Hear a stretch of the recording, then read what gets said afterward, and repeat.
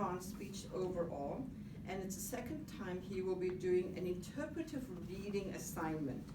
It comes from the Advanced Communicator series.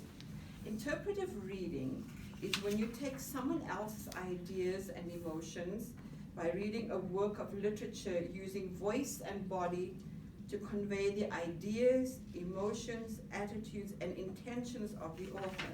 Sounds like an interesting assignment. Daniel will present project number 3. They call it the monodrama. It's kind of like a dramatic monologue. Okay, that's going to be very interesting. And the objectives of his speech are to understand the concept and nature of a monodrama, to assume the identity of the character, to portray the physical and emotional aspects of this character to an audience. He's going to need 5 minutes in total for his presentation. I'll just give the information, then I'll call on Jenny to help us to know what to look for when we evaluate. Daniel would like the green light at 4, the amber light at 4 minutes and 30 seconds, and the red minute at 5. Yeah, sure. The red light at 5 minutes. And before I introduce him, finally, I would like for Jenny to help us. Jenny is going to evaluate what he does. Jenny is going to tell us what she's going to look for in his speech as per the assignment. If you don't mind, Jenny, please. So in this project, the speaker is to present a monodrama, assuming a character who reveals his innermost thoughts and feelings on some manner of importance. All attention is focused on the speaker, and the speaker may seem to be talking to a second, unseen person whose unheard questions and statements seem to motivate the speaker's words and actions. The speaker was to use voice and body to convey the mental, emotional, and physical characteristics of the person who is speaking. Thank you very much, Jenny. So to introduce Daniel to come up here, Daniel is a client care analyst at Solero. He enjoys all sports, including bowling, softball, and tennis. Daniel has titled his speech, it's a poem. It's by Robert Browning, a famous poet, and the title of the poem is The Patriot. Please welcome Daniel as he presents The Patriot.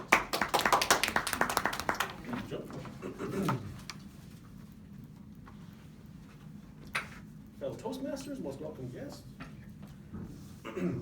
Robert Browning was an English poet and playwright whose mastery of the dramatic monologue made him one of the foremost Victorian poets.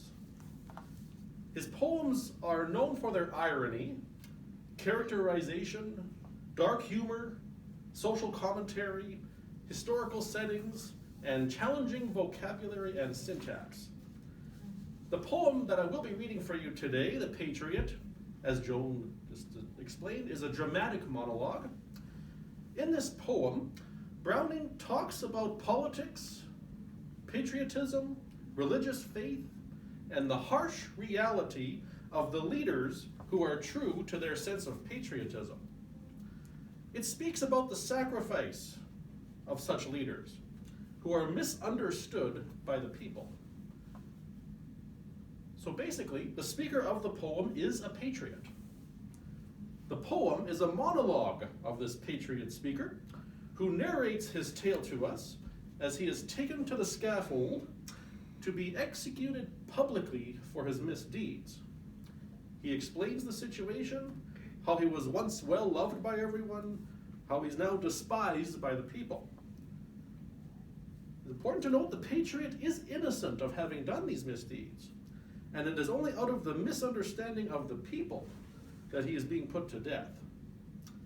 His death sentence is for the wrong reason, and although he's tried to persuade the people to listen to him, it has done him no good.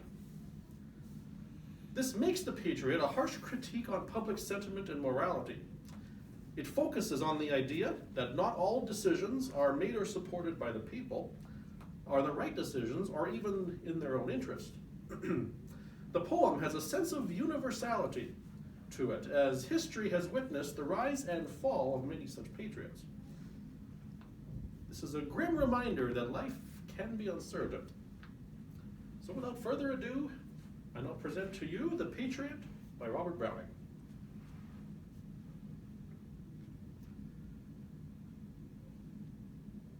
It was roses, roses all the way. with myrtle mixed in my path, like mad. The house roofs seemed to heave and sway. The church spires flamed, such flags they had. A year ago on this very day, the air broke into a mist with bells. The old walls rocked with the crowd and cries. Had I said, good folk, mere noise repels, but give me your son from yonder skies, they had answered, and afterward, what else? Alack, it was I who leaped at the sun, to give it my loving friends to keep.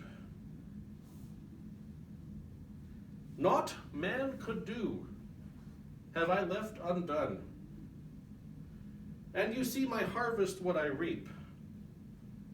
This very day, now a year is run. There's nobody on the housetops now, just a palsied few at the windows set. For the best of sight is, all allow, at the shambles gate, or better yet, by the scaffold's foot I trow. I go in the rain, and more than needs, a rope cuts both my wrists from behind, and I think by the feel my forehead bleeds.